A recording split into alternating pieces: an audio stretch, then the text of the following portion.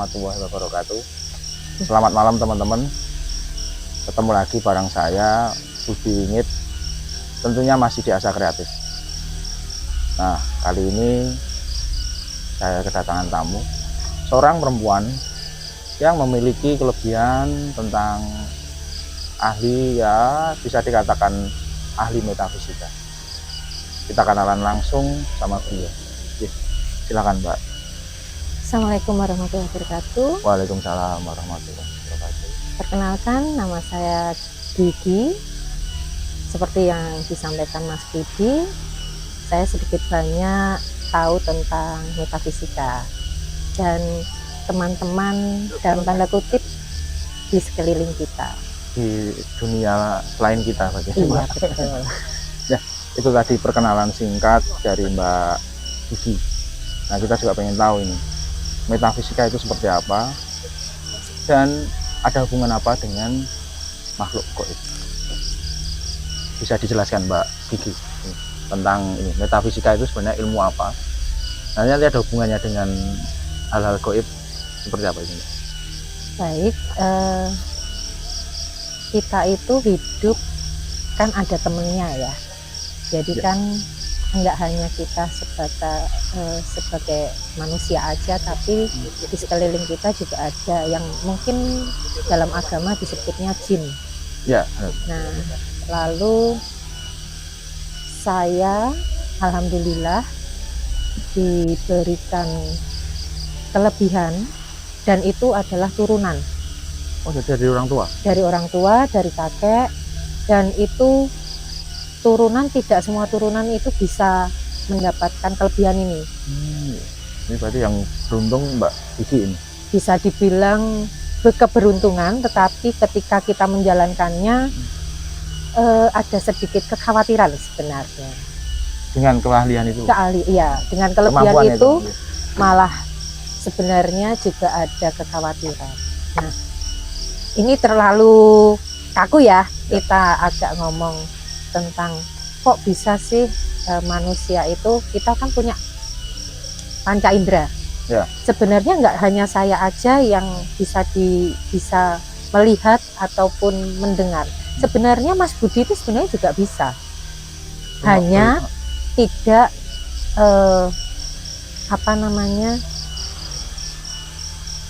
tidak secara spesifik ataupun mungkin tidak ngeh gitu ya, kalau orang Jawa bilang. Kurang ngerti mungkin saya, Mbak. Iya. Oh, ternyata saya punya seperti ini nggak ngerti. Jadi kalau di dalam dunia kelebihan itu ada 4 indera kita yang bisa mendeteksi. Pertama itu adalah telinga, yang kedua itu mata, yang ketiga itu hidung, dan yang keempat mulut.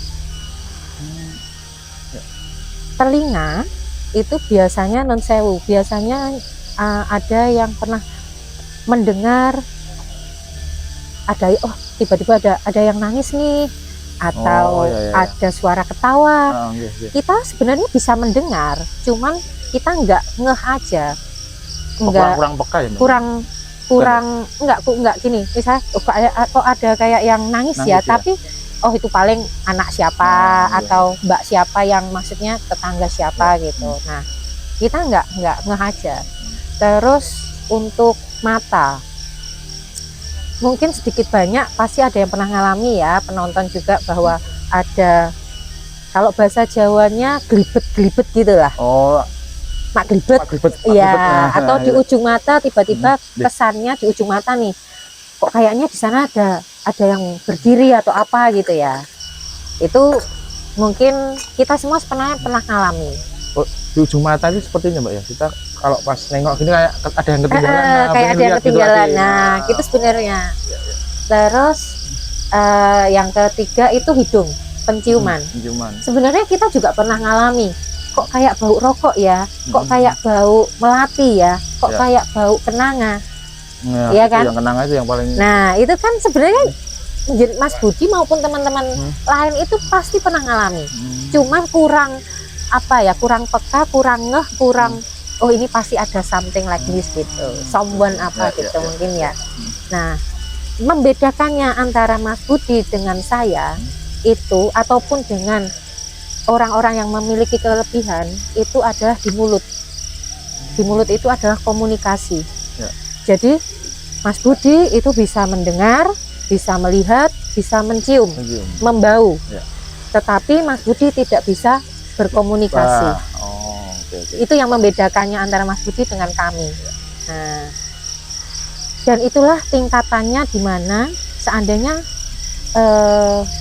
udah punya 4 elemen ini, indera ini, yang 4 tadi. 4 ini terutama di komunikasi itu lebih apa ya, kalau bahasanya lebih berdekatan dengan orang mati.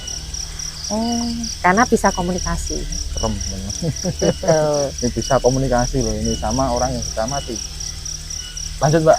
Oke, nah kita cerita nyata aja ya. Kemungkinan 1 atau 2 tahun lalu ada kejadian pembunuhan mutilasi. Ini kejadian nyata. Asli. Nyata. Di Jogja. Mungkin kalau membuka silahkan info di Google dan lain sebagainya. Kebetulan korban adalah tetangga kampung, beda kampung, tetangga sebelah kampung. Itu kejadian nyatanya adalah arwah. Jadi arwahnya itu masih mencari jalan pulang. Karena tubuhnya terpisah-pisah atau seperti apa? Arwahnya utuh, tetapi baunya, mohon maaf, baunya itu amis luar biasa. Kayak darah kayak gitu. Amisnya darah. Nah, itu pertama kali yang mengetahui itu tetangga sebelah rumah. Kok lewat rumah saya itu kok bau amis ya? Lewat rumah saya kok bau amis. Lalu setelah itu menyampaikan ke mama saya juga. Kebetulan mama saya juga punya kekuatan keahlian itu ya. Lalu ketika malam itu mendengar tangisan. Kalau bahasa Jawanya gremeng, gitu. Ya, kalau nangisnya lebih ke suaranya lebih banter. Iya, ini kayak gremeng gitu. Nah, ketika kami keluar, bau itu ada, suara itu ada, dan sosok itu tembus pandang. Ada wujudnya, tetapi tipis banget gitu. Kayak asap gitu atau? Bukan asap, nah, dia wujud. Dia dengan rambut yang bisa menggambarkan saya. Iya, dengan rambut gitu, dan dia bajunya berdarah semua. Dan itu dia cuman ngelambrang, kalau bahasa Jawa apa? Ngelambrang gitu. Wirawiri ya gitu. Terus mama saya menanyakan, ngomong, "Bu, rumahmu duduk neng kene, neng sebelah, yuk tak terke." Betul, diantar. Mama saya jalan, saya jalan, dia ngikut. Itu berarti yang saya, mamanya jalan bisa komunikasi. Bisa. Makanya itu tadi. Secara ini ya. Iya. Mulut. Komunikasi. Iya. Jadi ya itu tadi, makanya apa yang membedakan antara Mas Budi dengan kami itu kami bisa komunikasi, sedangkan Mas Budi nggak bisa, gitu. Dan itu kita antar sampai depan gangnya. Kita nggak mau menjadi pembicaraan juga bahwa nanti ada apa-apa, makanya kita cuma sampai depan gangnya, ki dalane omahmu. Habis itu dia jalan hilang, gitu. Itu korban mutilasi karena dia Tapi kalau memang korban-korban seperti itu memang susah ketemu jasadnya, Mbak ya? Iya. Arwahnya susah menemukan arwahnya itu. Arwahnya utuh. Ya, tapi susah menemukan jasadnya ini. Iya. Jalan pulang. Jalan pulang ini kemana, Mbak ini? Ke rumahnya. Kan kalau dalam agama biasanya 7 hari masih ada di masih ada di sekitaran ya. rumah itu. Ya, mohon maaf, ini nanti takutnya jadi polemik antara Ya, agama dan kepercayaan. Tetapi itulah kadang yang dibilang, ada yang dibilang katanya jin yang menyerupai manusia, tetapi ada juga yang benar-benar itu memang arwahnya gitu.